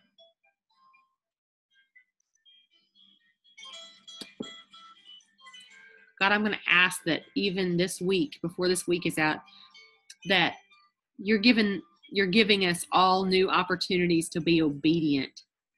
You know, test it out. It's like take off the training wheels and see what it feels like to do something that we don't know an answer to, like we don't know what the outcome will be. And God, when we take your hand, he's showing me right now. He's like, I got your hand. We will walk through this together, even if you're rejected. Do you know how many times I have been rejected by someone who later, maybe even years later, finally come around to being like, okay, can you tell me that thing you told me that one time? And at that point they listen. Everybody, you know, everybody deserves an introduction to something that could change their life. It might be Plexus. It might be Jesus. Aren't you glad if you, like, once you got captured up by Jesus and accepted it, aren't you glad that whoever was the first person that ever introduced you to that was not the end of it. Like if you rejected that, you're like, I don't know so much about all that, whatever that is. Aren't you glad that Jesus came back, circled back around, tapped you on the shoulder again, said, hey, I'm just reminding you, I'm here. Remember, remember, remember.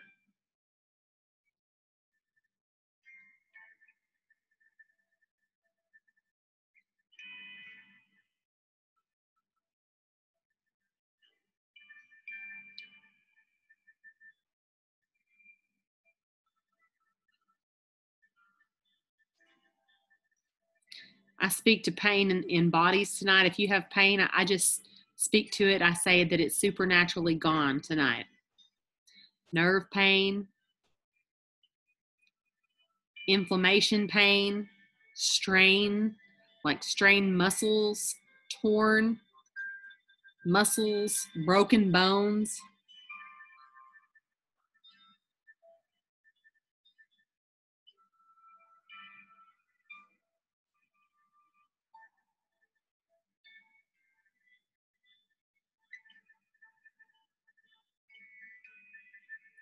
I speak to depression right now. He's really showing me. Depression is not from the Lord. He does not intend for you to be depressed. He wants to set you free tonight. I command a spirit of depression to lift off of you. I command any spirit of darkness. It must go right now in the name of Jesus.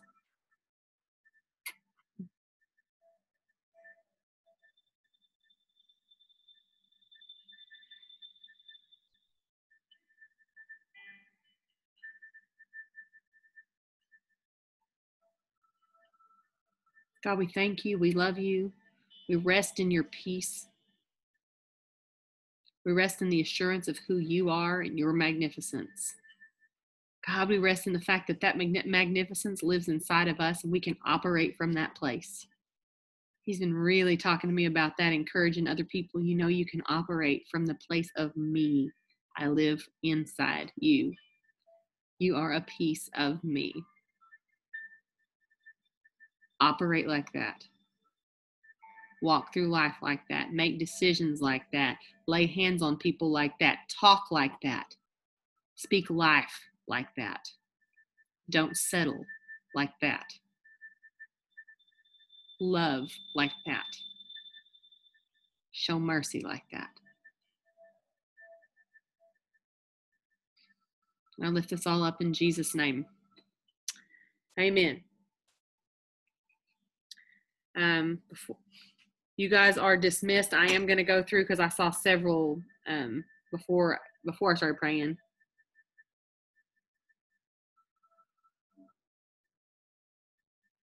Saw several private messages. Jetty said I didn't have any questions.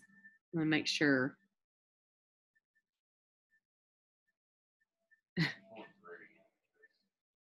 Okay.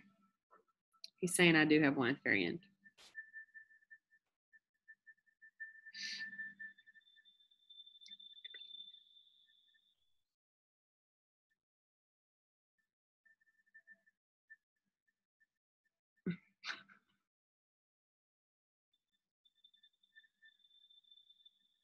I think Christy is talking about when you said idiopathic pulmonary fibrosis, you're probably talking about my friend's son, right?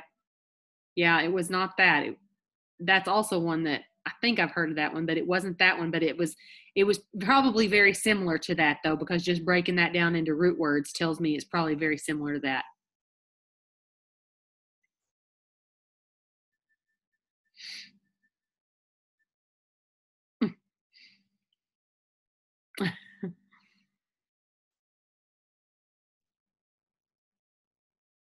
Oh, listen, did you guys see what Krista wrote? If Heather hadn't been willing to be rejected by her, this is Krista Deary talking, 3 times, I don't know where I'd be today. I know God led her. I told her no the first time and then ignored her twice. Y'all know Krista, right? She's an emerald on my team. She's actually on Heather's team, which is also my team. That's a very great example. I didn't even know Krista was on here or not. I couldn't see. Oh, there you are. I see. I can't see your face, but I see your name down there.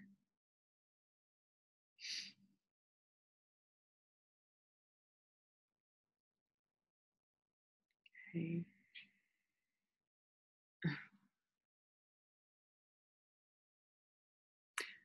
Jetty, will you help me remember to share? I think that the link to the Bob Heilig live is when I announced it that it would happen. The link to go to Michelle's page was there, and that's how you get back to it. You can just go back to her page and it'll be there. Okay, Jetty said he's gonna see if he can grab it.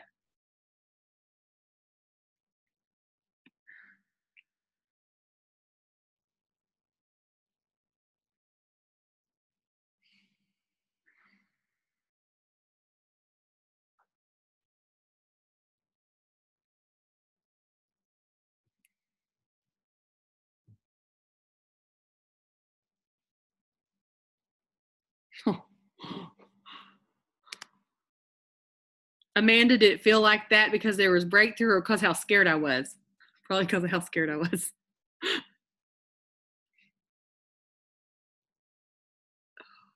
Okay, I'm still scrolling down.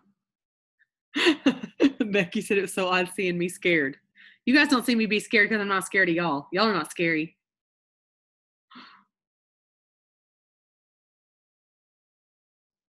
Hmm.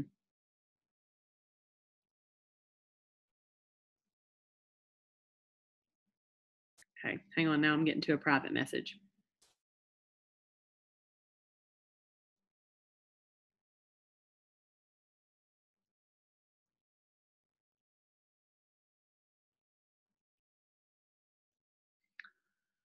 Christia, frankincense when you pray.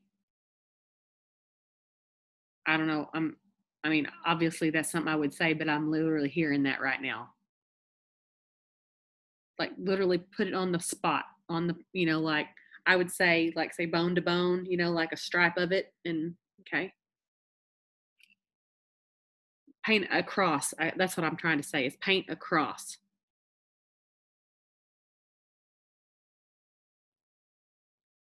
Okay. When you're praying over her. Okay. Mm-hmm.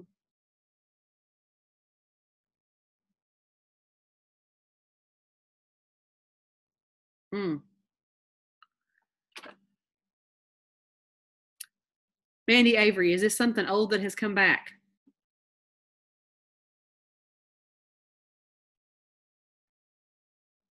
Mm.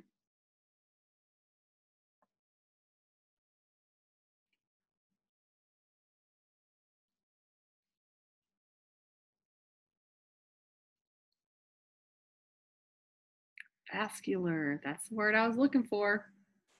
Yes, that's what I was looking for.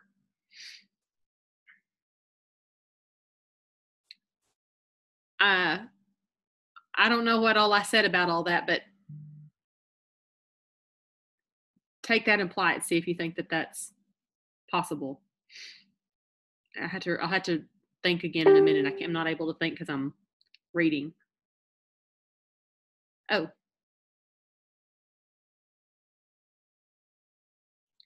Mandy, if you're able to get some frankincense to him, I don't know if he lives near you. Your father-in-law.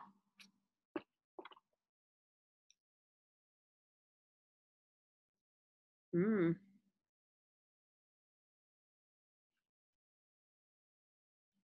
Okay, I'm got messages going two places now here. Just give me a second here. Oh, okay, you already did. Okay, I'm getting down to the message that you said that. Okay.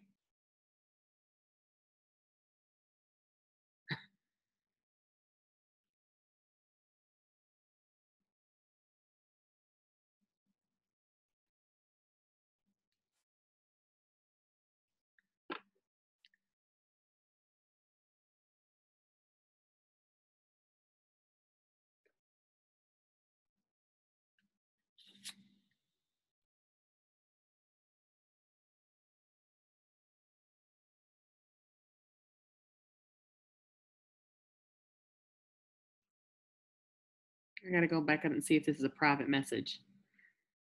Okay, it is. So I want to I want to respond to what you said, Linda. I'll message it to you though, because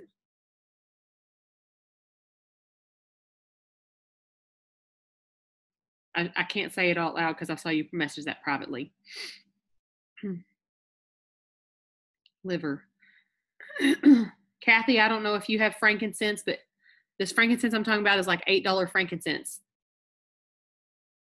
If you don't have some, message me. I'll get you the link to it. I think you need to put frankincense. I don't even know where your liver is exactly, but like find the place on your body where your liver would be, paint a cross. I mean, I know roughly where it is, but I don't know exactly. Whole tones on your phone. Okay. Remind me that, Daisha. I'll send you a message about that. Chris nursing a baby.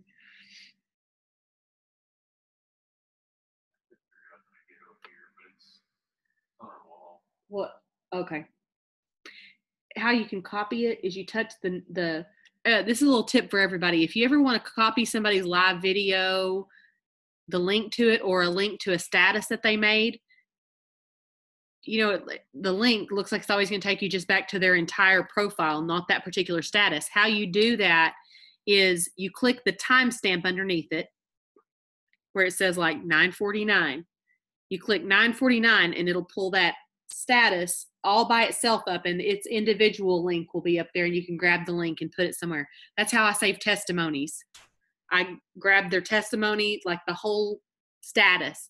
But if you're just trying to copy, if you're looking at it on their wall and you're just trying to copy the whole wall, it next time you try to go back to it, it's going to take you back to what they've been posting recently, not something old. Does someone have something going on with the right side of their neck? There it is. Oh, you found it? Tell somebody to try that. Okay. Jetty found it. Put it in there and tell somebody to try it. Oh, Tracy. I just got down to your message. I forgot that was your left. Boom. Makes me want to give you a high five.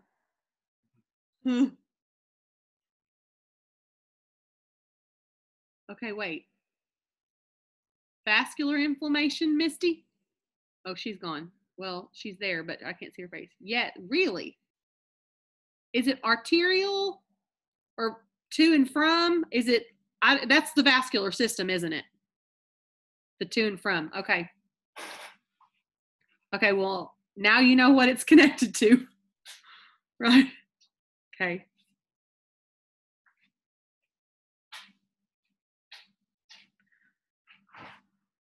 I'm asking again. Christia, put your hand over it and just speak to it. If somebody has something going on in their right side of their neck, this goes on like this cool thing where you get pain that other people have. My daughter gets this now too. We're sitting in church the other day. She tells me, Mom, she's hurting so bad in her right shoulder. And I knew we didn't walk in there with any pain. And I ended up telling her, I said, well, put your hand there and pray over it, because someone here needs you to pray for them. So you're praying over it, okay, wherever it's hurting. And we left church, and later my good friend Mary messages me, and she's like, oh, girl, I got to come over later. My right shoulder is so, and I was like, oh my gosh, my daughter, we were in church, and my daughter felt it. She knew. And she pointed, my daughter had pointed exactly where it was. Mary pointed exactly where it was. It happened to be the exact same thing. So praying over it. Systemic. I curse that diagnosis right now in the name of Jesus, Misty. God never brings anything to light. I learned how to say this today. I was having a conversation with the person that came over for prayer, and she said, God never brings anything to light like that he doesn't fully intend to change. I mean, God never shows me liver if he doesn't intend to heal the liver. He never shows me heel pain in your left heel that he doesn't intend for that to be gone. And then you should walk tomorrow in, those of you who your pain is already gone, you should walk tomorrow in the knowingness that it's not going to hurt tomorrow either. So don't walk around in fear, because fear will / can bring it back. So be expectant that when you wake up tomorrow, and don't talk about it. Don't label yourself anymore. There's some movie, it's probably a tacky movie that my daughter quotes all the time. She goes, "Are you harassing me?" etc. She says etc. all the time. She says it real funny. So don't curse yourself or diagnose yourself or any of that stuff, etc. Okay. I'm going to look real quick to see if there's some, my other messenger, my messenger from Facebook is dinging too. So I'm going to look and see if there's something that I need to address before we get off here.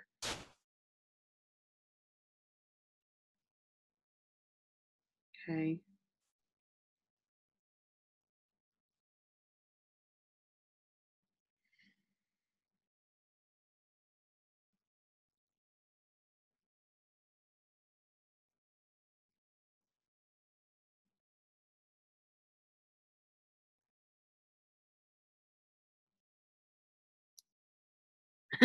Somebody else with left heel pain, same exact thing. She's like, yes, my left heel is extremely painful upon standing and after a long day. Okay, I have instant relief in my heel. That has never happened for me before. Before I prayed with you, commanding the pain to leave and imagine pulling it out of my heel.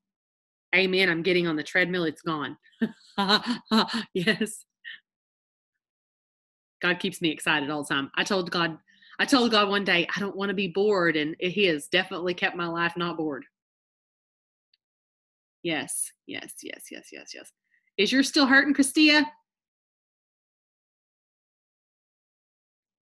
She's stopping. Okay. I think I should. I always feel like I need to stop the recording because this always gets weird at the end and then something cool happens. Hey, can I say something? Yes. Okay, so like this is really weird. This has never ever happened to me. It did happen to me in church the other day. Okay. But like 3 times in the neck, just like a sharp pain, which is it's getting better. But it's like now all of a sudden, and I'm feeling fine. That's the thing. I'm feeling fine. So it's like all these things, and it's like I'm just writing down these things. It's like coming to me, which this is like so new to me. So it's really weird. Like right here. Oh my gosh, like sinus pressure. And then all of a sudden my heart started racing. But it's okay. It's like all these little things. Yeah, you know it's okay. I don't know. Yeah, it's not me. Right. But it's like, so I don't know. That's why I'm like, is anybody doing this? Because whatever it is, oh my gosh. Does anybody have intense sinus pressure? Or I kind of feel on the heart racing thing, she's feeling something about the heart. It may be anxiety, but I think it's more like a heart problem. I'm not sure though on that though. I'm not getting an affirmative or not. It's interesting. I'm going to say something, respond to what you just said. Oh. Go read what just got typed, Christia.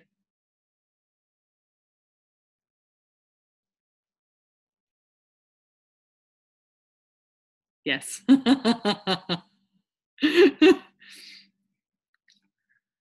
I had somebody tell me a long time ago, when you start to try to analyze God, you just get confused. And I remember thinking, I kind of thought they were talking about the Bible. If you analyze the Bible, you get confused. And I was like, well, that's kind of like a duh. The Bible and certain parts of it can be very confusing to me. I'm just for speaking for myself. Okay, it's anxiety. Okay. That's what the heart rate, it's why it's racing. Okay. So, okay. But now the more I get into this kind of stuff, this is the kind of stuff that when you start trying to make sense of like, why would God make my back hurt? That doesn't make sense. But there you go. Okay, somebody is very anxious. Actually, you guys answered at exactly the same time. So I think it's you, Jennifer. I think it's you she's talking to, because she, at the exact same time, you said, I'm very anxious about a situation at work. And she said at the same time, she said, it's not a heart problem, it's anxiety. Wow.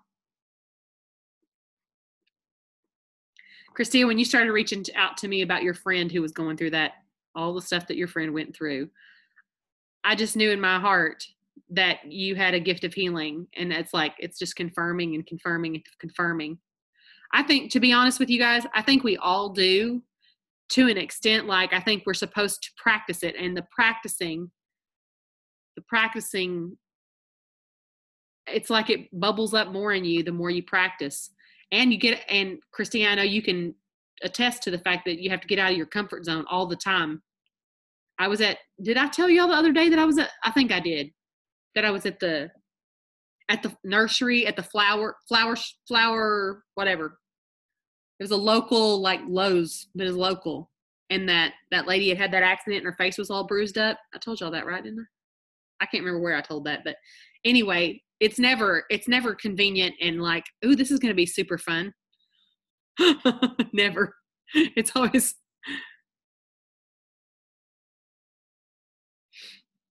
Mm-hmm. Happened to me at Ross a few weeks ago. In fact, the one at Ross made me want to get on Facebook the other day and ask, does anybody know a Ruby from the Wilson Assembly of God? Because that's all I know. I know that she lives in Wilson. She goes to the Assembly of God. And I prayed over her. God told me to. And like, I'm really wanting to know, like, my nosiness is like, I wonder what happened to her. I wonder if she's better. She was sitting there talking to a lady in front of me. It's funny how when you start getting into healing, that people will start talking in front of you about, surgeries and things like that. And she's sitting there having this long, and they had me trapped on an aisle, a candle aisle at Ross. There was a lady over here looking at stuff. I've got a basket. I can't get off this aisle without listening to this conversation. And they're talking about knee replacements forever. And finally I'm like, okay, right here in Ross. And the lady that she was talking to, the minute I said, is it okay if I pray with you? The lady that she was talking to could not have gotten out of there faster. You would have thought someone was chasing her. She was like, and I kind of knew that lady. I don't know. Like, I showed her picture. I took a picture of her later because I was thinking, one of these days I'm going to want to figure out who those ladies were. And so later I took her picture and I showed her to my mom, and my mom's like, oh yeah, I know that lady. But I'm going to tell you right now, she did not want any praying going on in front of her. And she goes to church and stuff, but she didn't want anybody praying for healing in front of her, or maybe she didn't want it happening in Ross. I don't know. But I wanted to say to her, hey lady, take me with you. Cause I don't either. Like, I don't want to do it in Ross either. Put me in your basket. Get us both out of here like lightning. Oh.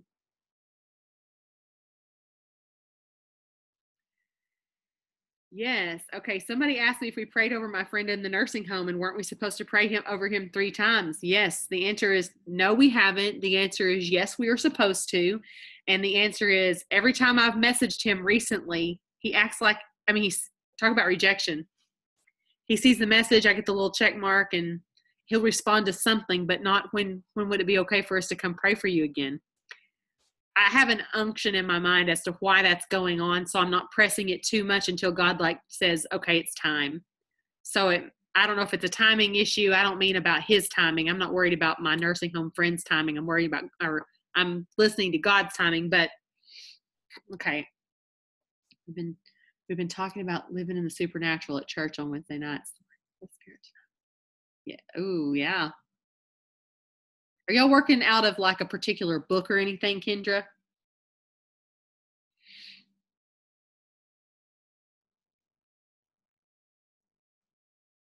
Yes.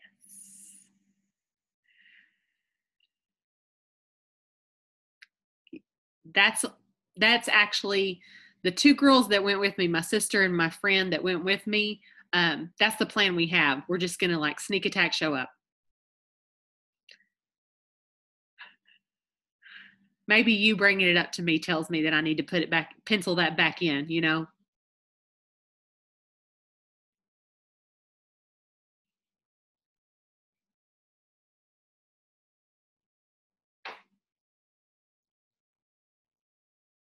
Okay, hang on. I got to read this one again.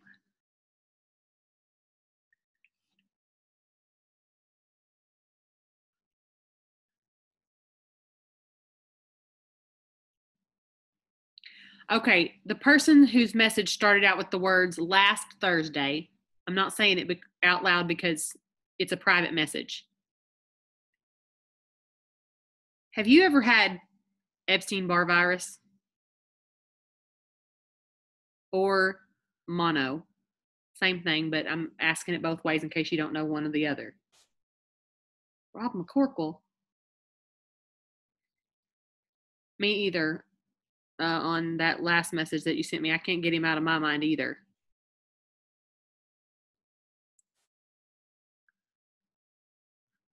Okay. But you don't think you've ever had Epstein-Barr? Or mono? Never had mono? If you are of the persuasion, if you ever have to get your blood tested again, have them specifically, don't go in for this, but have them test for that.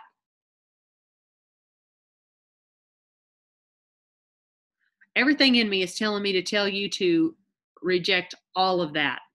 The whole diagnosis. I'm going to go back up and read the diagnosis again.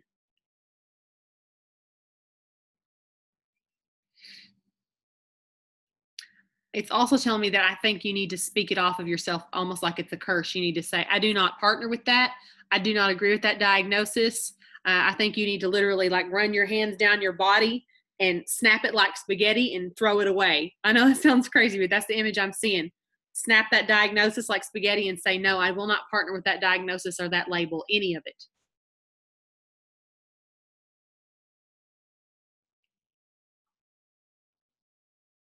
Did he recently tell you you had a swollen liver?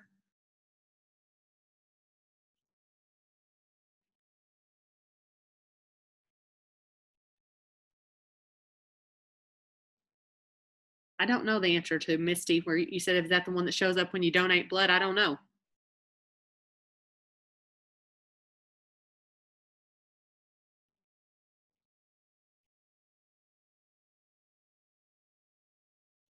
Okay, I got one more question. I'm still on this trail of the Epstein-Barr here. Do you have thyroid issues?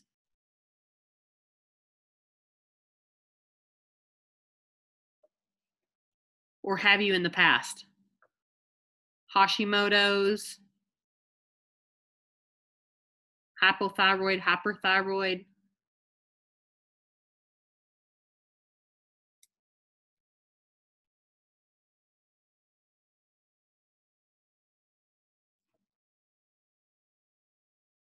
I'm talking to the person with the liver problem. Or okay.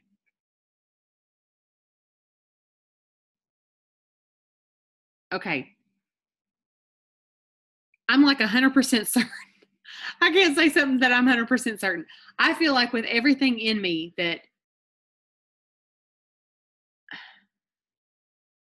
send me a private message and I will send you some stuff that I think you need to order off Amazon. It's not like super expensive, but I think you need to try it because I think your problems are connected to Epstein-Barr. I know you haven't been told that, but I kind of feel like that's what it is.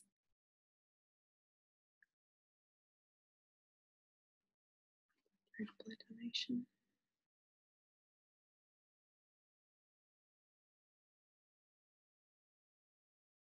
That would by definition sounds like it, Misty, but I'm not sure.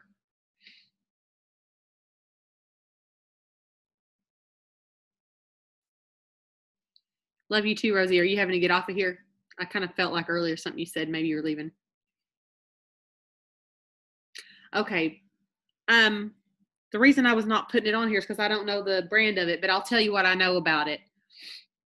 Spirulina algae needs to be Hawaiian spirulina algae, and there's a brand, it's like Naturex, or it says Trex at the end, I think. Nutrex maybe, or something like that. And it comes in a bottle, powdered version, or you can get capsules. I put it in my water.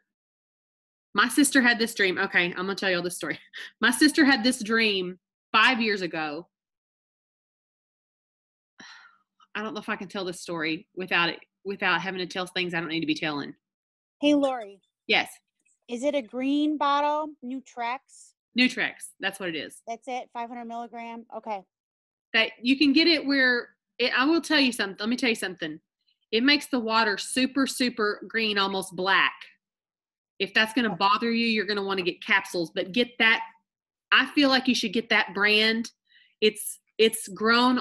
The actual spirulina is grown on an aquifer. Okay. And I got all kinds of beliefs about that. But this is the one you recommend. That's the green one Nutrex. It's like Okay. Nutrex. It has a green. I think the lid is even kind of a green color. Yeah, it's got palm trees on the front. It says pure Hawaiian spirulina. That's it. Okay. Thank My you. sister, I'm not going to tell the whole story because I can't tell parts of it, but my sister had a dream 5 years ago where she was, there were like 4 people in the dream. She called me the next morning and she asked me, had I ever heard of spirulina? And I was like, yeah. Why? And she said, well, isn't there a Plexus product with it? And I told her that the body cream, the breast cream is what it was called at the time. I said, our breast cream has it. She said, but nothing you can ingest really. And I was like, no. And she said, okay. She said, well, I had this dream where I was pulling bugs out of people's eyes. And it was these 4 people. And the people were representative. We figured this out later, who these people represented. And I can't really get into all of that because it was like there was a common denominator there. But recently, we had something very interesting happen here at my house. We were seeing something very interesting.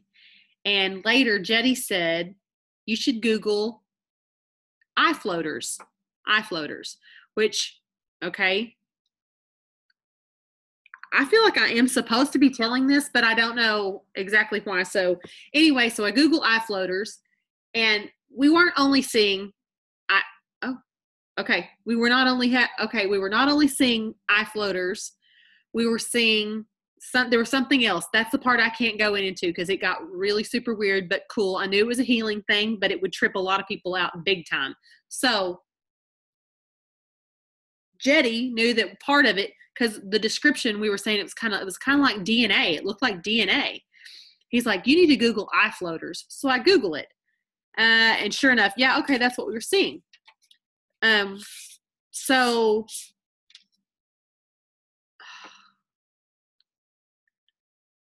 anyway, I start Googling and describing the other stuff that we saw. And I end up coming across a forum that had almost the exact words I had used in the description. And they're talking about why a person might see this, okay? And what is about to happen when you see this. It was kind of like saying, that's what happens right before an angel appears, okay? Let me say it like that. So this thing that I was describing that we saw that was not the floaters, it was the other, it was kind of like this discussion. They were saying, yeah, that's right before an angel appears. And so my sister and I were tripping out, and I sent her this. I was like, look at this description. Look what this means. And she's reading through it. And apparently she read another page further. It was like I had sent her page 2 out of a 3-page document. I didn't know that it was 3 pages. So the next day she's tripping out on me and she's like, that thing you sent me, oh my gosh. And she's going on and on. And she said, I didn't know what she's going on and on about. I said, what are you talking about? I didn't even see that. She said, did you read page 3 of 3? And I said, no. And she said, well, listen to this. It talks about Epstein-Barr virus can cause eye floaters. Okay, let me back up. Now, going back to the person who has the liver issue, do you know what I mean when I'm saying eye floaters, like seeing this stuff in your peripheral vision that almost kind of looks like little squiggle lines, or it can look like lint? Okay. Anyway, this person says eye floaters are a sign of the fact that you've had Epstein-Barr virus sometime in the past, either diagnosed or undiagnosed, and the way to get rid of it, hold on, was spirulina. And my sister had a spirulina algae, Hawaiian spirulina algae. My sister had that dream 5 years before that she was pulling bugs out of people's eyes, and the word she heard was spirulina, like literally God gave her this download 5 years ago and she didn't know what to do with it. So she was flipping out about it. So of course we both ordered ourselves some spirulina. Like, it's super good for you. I will tell you what I've learned about Epstein-Barr virus recently. I thought, oh my gosh, if my husband's still in here, he's probably going, get on with it, woman. I'm going to trust that any of you that are still on here are doing so of your own will. Okay, so I learned. We are your people, Lori. That's my tribe. Okay, so we. What I've learned about Epstein-Barr recently is I think probably lots of autoimmune. It's okay. I think lots of autoimmune disorders are probably connected to it. I don't think they're all caused by it, but I think a lot of them are connected to it. I also believe, this is just like my own belief, that it can be in your blood and not be detected. Because I've read this book recently. I'm sure it would not be like easily accepted by every one book, and I'm not even going to go into it. So please don't ask me. But please tell me it's the medical medium book that I keep recommending to you. I don't never heard of that book. No.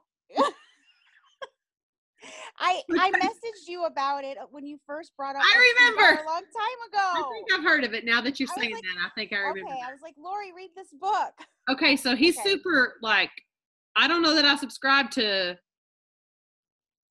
a lot of the stuff that is in the beginning.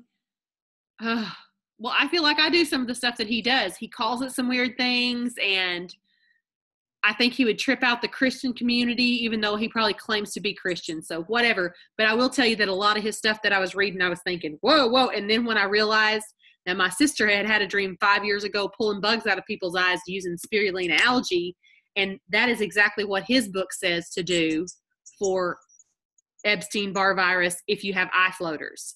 Like, matched up perfectly. And none of that can be found in the medical community anywhere. So, okay. That. I'm going to kick you in the shin when I see you for putting me out there like that. I'm just kidding. Then we'll pray for your shin. Okay, so here's the thing. Epstein-Barr, like 2/3 of the population, according to that book, 2/3 of the population have it. So like when I'm taking a stab in the dark and being like, you probably have Epstein-Barr. I bet it was you. You might have Epstein-Barr. I'm just kidding. Honestly, I think that, well, God now, ever since I have learned this stuff, God like gives me a sense of it, like on people. And so he's not showing me about this about 2/3 of the people that I'm around. It's only like if he wants me to like talk to them about this. And so anyway, it can hide, according to this book. The medical field thinks that Epstein-Barr is a 2-phase thing. Like first phase is Epstein-Barr, second phase is mono, then it's over.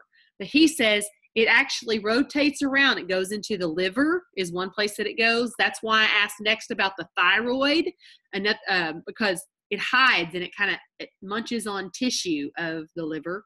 It munches on tissue of the thyroid. And then there's different parts of the body that it goes in, it does damage to. And at any given time, it might not show up on a blood test. So you might not know that you had Epstein-Barr. Anyway, he has a whole list of foods. Y'all, if y'all get this book, don't judge me that I read it. I'm going to tell you, you're going to judge. Some of y'all are going to judge hard. But I'm going to tell you, I got some really great information out. I'm just really good at taking out the trash. Like, if there's something I look at and I think, oh, I don't agree with that at all, I just take that I do need to stop this recording. I'm talking about it way too